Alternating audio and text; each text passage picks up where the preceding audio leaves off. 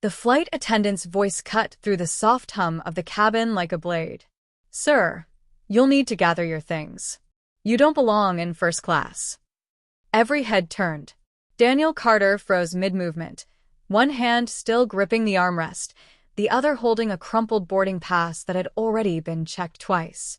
His 6-year-old daughter, Lily, sat beside him, her small fingers tightening around the frayed sleeve of his jacket, as if she could feel the tension before she understood it. I think there's been a mistake," Daniel said quietly. He had learned long ago that raising his voice never helped. Not at work. Not in life. Not since his wife had died, and left him to figure out how to be both mother and father at once. The flight attendant didn't soften. Her eyes flicked to his worn boots, then to the grease stain on his jacket that hadn't fully come out despite 3 washes. Her smile was polite but sharp, professional, practiced, dismissive. "Sir, first class is for priority passengers. Your seat is an economy." A murmur rippled through the cabin. A man in a tailored suit leaned back, smirking. A woman across the aisle glanced at Lily, then quickly away, as if discomfort were contagious. Daniel felt the familiar burn crawl up his neck, the same one he felt when parents at school meetings assumed he was unemployed, or when strangers asked why a man like him was raising a child alone. "I paid for these seats," he said, holding up the boarding pass. 12A and 12B. The attendant didn't even look at it. "Sir, please don't make this difficult." Lily looked up at him, her eyes wide and shiny. "Daddy, are we in trouble?" "No, sweetheart," he said, forcing a smile that didn't reach his eyes. "We're okay." But he wasn't okay. Because this wasn't just about a seat. It was about the way people looked at him the moment they noticed what he wasn't wearing. The moment they realized he didn't belong to their polished, perfume-scented world of leather seats and champagne flutes.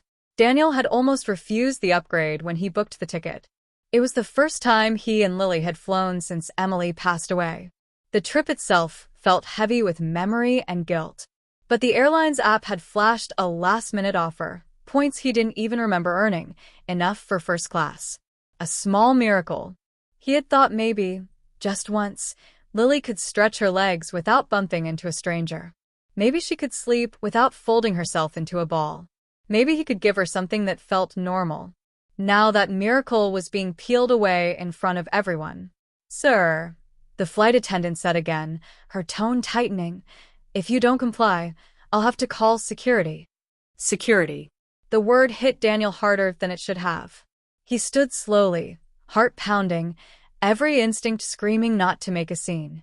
He gathered their small backpack, Lily's pink headphones dangling from the zipper like a flag of surrender. "I don't want any trouble," he said. "We'll go." Lily's lip trembled. "But Mommy said we were going somewhere special." Daniel swallowed. "Yes," he whispered. "We still are." As he stepped into the aisle, he felt eyes on his back, judging, curious, entertained. A man chuckled softly. Someone else shook their head as if this were an inconvenience, not a humiliation. The flight attendant turned away, satisfied, already signaling to another crew member. That's when the cockpit door opened. A man in a crisp captain's uniform stepped out, his expression unreadable as he scanned the cabin. His gaze landed on Daniel and Lily standing in the aisle, then moved to the attendant. "What's going on?" the captain asked. The attendant straightened instantly. "Sir, this passenger is in the wrong section.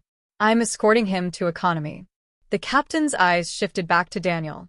They lingered, not on his clothes, not on the stain, but on Lily's hand clutching his sleeve. "Is that true?" the captain asked calmly. Daniel hesitated. Something in the captain's tone made it feel like a test he didn't know he was taking. "I have tickets for these seats," Daniel said, holding out the boarding pass at last. I didn't want to argue. The captain took the pass. The cabin fell silent. The captain's brow furrowed as he examined it. He checked the seat numbers. The names. Then he looked up, slowly, and fixed his gaze on the flight attendant. "These tickets are valid," he said.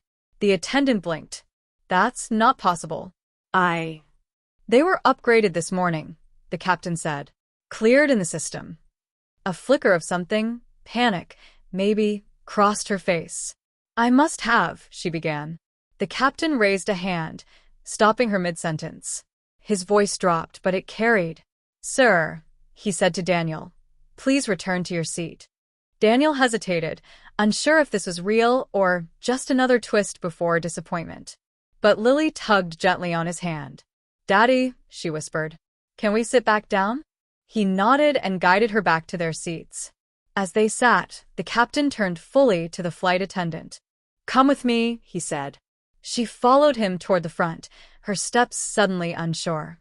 And then, right there, in the narrow space between the cockpit and the first-class aisle, something happened that no one on that plane would ever forget. Because 1 minute ago, she had power. And 1 minute later, she was on her knees. No one in first class breathed. The flight attendant's knees touched the carpet with a soft, stunned thud that somehow sounded louder than the engines. Gasps rippled through the cabin like a sudden change in air pressure. A champagne flute rattled in its holder. Somewhere behind Daniel, someone whispered, "Oh my God." Daniel's heart slammed against his ribs. This wasn't what he wanted. This wasn't what he expected. He had only wanted to disappear quietly into an economy seat, to spare Lily another moment of embarrassment. Now every eye was locked on the woman who, seconds earlier, had spoken to him like he was invisible. The captain stood over her, calm but immovable. "Apologize," he said.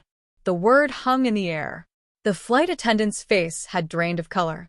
Her perfectly rehearsed confidence was gone, replaced by raw fear and disbelief. She looked around, as if hoping someone would step in, explain this away, tell her it was all a misunderstanding.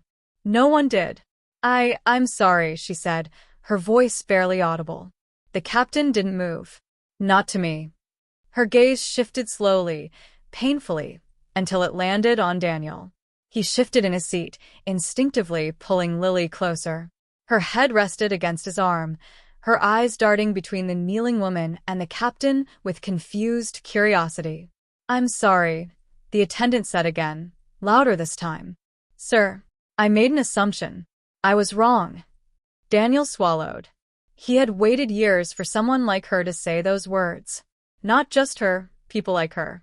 Supervisors who never learned his name. Parents who avoided sitting beside him at school events. Strangers who saw the grease before they saw the man. But hearing it now didn't feel like victory. It felt heavy. "It's okay," he said finally, his voice steady despite the storm inside him. "Please, you can get up." The captain's expression softened just a fraction, but he still hadn't told her to stand. "Do you know who this passenger is?" the captain asked her. She shook her head quickly. "No, sir." The captain turned slightly, addressing the cabin as much as her. "Mr. Daniel Carter, here purchased these seats legally," he said. And beyond that, he was personally approved for this upgrade. Murmurs spread again, louder now. The man in the tailored suit leaned forward, interest replacing his smirk. The woman across the aisle looked back at Daniel, really looked at him this time. The flight attendant's lips trembled. Approved by who? The captain didn't answer right away. Instead, he gestured toward the cockpit door, still open. "That would be me," a new voice said. An older man stepped out, silver hair neatly combed, wearing a blazer instead of a uniform. He didn't need an introduction. Several passengers recognized him instantly. The airline CEO. Daniel felt Lily tense against him. He frowned, trying to make sense of what he was seeing. The CEO walked slowly down the aisle, his gaze fixed on the kneeling attendant. "I was on a red-eye last month," he said evenly. "Different plane, different crew." The attendant's eyes widened. "I watched a man in economy give up his seat to a mother traveling alone with 2 crying children," the CEO continued. "He stood for nearly an hour, so they could sleep." Daniel's stomach dropped. "That man," the CEO said, finally turning toward Daniel, "was Mr. Carter." A hush fell so deep Daniel could hear Lily's breathing. "I spoke with him briefly," the CEO said. "Learned he'd lost his wife. Learned he works 12-hour shifts and still shows up to every school meeting. Learned he never once complained." The CEO's eyes hardened as he looked back at the attendant. "So yes," he said, "I personally flagged his reservation." Because kindness should be rewarded, not questioned. The attendant's shoulders shook. Tears streaked down her face now, leaving dark lines in her makeup. I didn't know, she whispered. That's the problem, the CEO replied. You didn't want to know.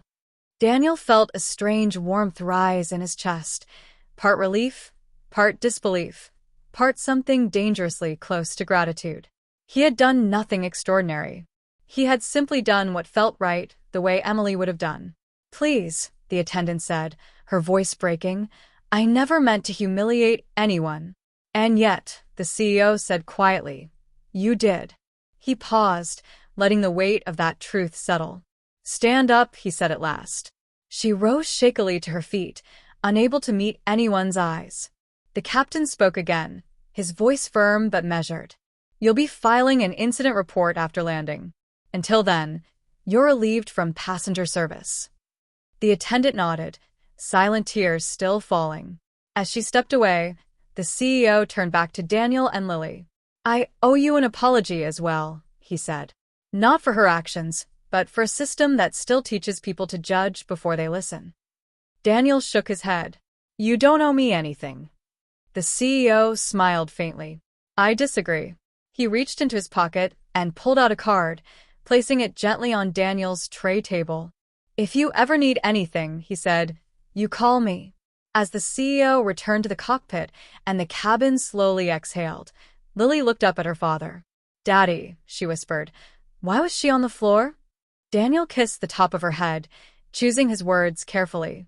Because, he said softly, sometimes grown-ups forget how to be kind until someone reminds them. And as the plane began its final taxi toward the runway, Daniel realized something had shifted. Not just for him, but for everyone who had watched a man they dismissed quietly be proven worthy, without ever asking for it. The plane lifted off into a sky the color of clean slate, but the cabin felt heavier than ever. Daniel watched the city shrink beneath the wing, his reflection faint in the oval window, tired eyes, unshaven jaw, a man who still couldn't quite believe what had just happened. Around him, first class had returned to its rituals, flight attendants gliding softly, trays clicking, murmured conversations restarting as if the moment had already become a story people would tell later. But the looks Daniel received were different now. Not dismissive, curious, respectful, uncomfortable. The man in the tailored suit cleared his throat and leaned across the aisle. Sir, he said, adjusting his cufflinks, I owe you an apology. I shouldn't have laughed earlier. Daniel turned, surprised. It's fine, he said automatically. The man shook his head. No, it's not. He hesitated, then extended his hand. I'm Richard. Daniel shook it. Daniel. A few rows back, the woman who had looked away earlier caught his eye. Your daughter's very brave, she said softly. You did well. Daniel smiled faintly. She gets that from her mom? Lily, meanwhile, was already fascinated by the tiny screen in front of her. Daddy, she whispered excitedly, they have movies and snacks and everything. He chuckled. Looks like it. As a flight attendant, different from the one before, approached with a warm smile, Daniel braced himself out of habit. Mr. Carter? She asked. Yes. I just wanted to say welcome, she said. And thank you for your patience earlier. Thank you, he replied, still slightly stunned by being addressed by name. She handed Lily a small plush airplane. Lily's eyes lit up like fireworks. For being our bravest flyer, the attendant said with a wink. After she moved on, Daniel leaned back and closed his eyes for a moment, letting the engine's steady roar wash over him. His chest still felt tight, not from anger, but from something unresolved. Emily would have laughed at this, he thought, shaken her head, and said, You always end up in the middle of things. He remembered the night shifts after she got sick. The way grease never quite came off his hands no matter how hard he scrubbed. The way Lily would fall asleep on the couch waiting for him to come home, her homework spread out like she'd try to stay awake just a little longer. He hadn't saved anyone's life on that earlier flight. He hadn't made a speech or demanded recognition. He had simply stood up when someone else needed to sit down. And yet that small choice had followed him here. A gentle chime sounded. Ladies and gentlemen, the captain's voice filled the cabin. We've reached cruising altitude. On behalf of our crew, we'd like to thank you for your patience today. There was a pause, just long enough to feel intentional. And I'd like to recognize a passenger who reminded us all what flying together really means. Daniel's stomach dropped. We won't embarrass him further, the captain continued, a note of warmth in his tone, but we hope we can all take a lesson from his example. Soft applause rippled through first class. A few people in economy joined in, uncertain at first, then louder. Daniel's ears burned. He kept his eyes on Lily, who clapped enthusiastically, unaware of the weight behind it. "Daddy," she whispered. "Are they clapping for you?" He nodded. "I think so." She grinned. "Cool." As the applause faded, Daniel felt something loosen inside him. Not pride, but release. Like a knot he'd been carrying for years had finally been seen, if not untied. Midway through the flight, the CEO returned quietly, taking the empty seat across the aisle. "Mind if I sit?" he asked. Daniel shrugged. "It's your plane." The CEO smiled. "Fair point." They sat in companionable silence for a moment, watching Lily line up pretzels in neat rows on her tray. "You didn't say anything when you were accused," the CEO said at last. Most people would have argued. Daniel exhaled. "Arguing costs energy I don't have. And my daughter doesn't need to see that." The CEO nodded slowly. "That's leadership." Daniel laughed softly. "I'm just trying to get her where she needs to go." The CEO studied him. "We train our staff on procedures, safety, efficiency. But empathy," he shook his head. "That's harder to teach." Daniel met his gaze. "It starts with listening." The CEO smiled. Genuine this time. "Exactly." He reached into his jacket and pulled out a folded document. "This isn't charity," he said quickly, placing it on the armrest between them. "It's an offer." Daniel didn't touch it. "I don't want special treatment." "It's not special," the CEO replied. "It's deserved. A ground operations role. Better hours. Health coverage that won't make you choose between overtime and bedtime." Daniel's breath caught. "You don't even know my qualifications," he said. The CEO chuckled. "I know your character. We can teach the rest." Daniel looked down at Lily, now asleep with the plush plane tucked under her chin. Her face was peaceful in a way it rarely was. "I need to think," Daniel said. "Of course," the CEO replied. "My card's already yours." He stood to leave, then paused. "One more thing." "Yes. You changed the atmosphere of this flight," the CEO said. "That matters more than you realize." As he walked away, Daniel stared out the window again, clouds rolling beneath them like an endless second chance. For the first time in a long while, the future didn't feel like something he had to survive. It felt like something he might actually step into. The turbulence came without warning. One moment, the cabin lights glowed softly and the flight hummed along in quiet rhythm. The next, the plane jolted hard enough to rattle trays and snap Lily awake with a sharp gasp. "Daddy," she cried, fingers digging into Daniel's arm. "I've got you," he said instantly, pulling her close as the aircraft shuddered again. The captain's voice crackled over the intercom, calm but firm. "Ladies and gentlemen, please return to your seats and fasten your seatbelts." A few passengers laughed nervously. Someone cursed under their breath. But then the plane dropped. Not far. Not dangerously. Just enough to make every stomach flip and every heart race. Lily buried her face in Daniel's chest, trembling. Daniel felt fear surge, but not for himself. Fear had become familiar over the years. What scared him was the way Lily's breath hitched, the way panic threatened to take root. He rocked her gently, the way he had on nights she woke, crying after Emily's funeral. "Listen to me," he whispered. "Feel my heartbeat. I'm right here." Across the aisle, a glass shattered. A woman screamed. Overhead bins creaked ominously. A flight attendant hurried down the aisle, eyes wide. Another followed, her hands shaking despite her training. And then, without thinking, Daniel stood. "Sir, please sit down," someone called. But Daniel was already moving. Years of working around heavy machinery had taught him how to stay balanced, how to move when things weren't steady. He guided Lily into her seat, secured her belt, and pressed his forehead to hers. "I need you to be brave for me," he said softly, just like before. She nodded, tears streaking her cheeks. As the turbulence intensified, panic spread. A man clutched his armrest, breathing too fast. A child wailed several rows back. A woman near the window fumbled with her seatbelt, hands shaking too badly to latch it. Daniel reached her first, dropping to one knee. "I've got it," he said calmly, clicking the buckle into place. Deep breath. In through your nose. She followed him, surprised into obedience. The plane bucked again.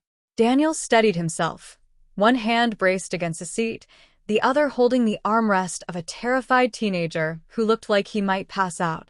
"It won't last," Daniel said. "It never does." "How do you know?" the boy gasped. "Because storms always move," Daniel replied. "Planes are built for this." He didn't know if it was completely true, but his certainty grounded them all the same.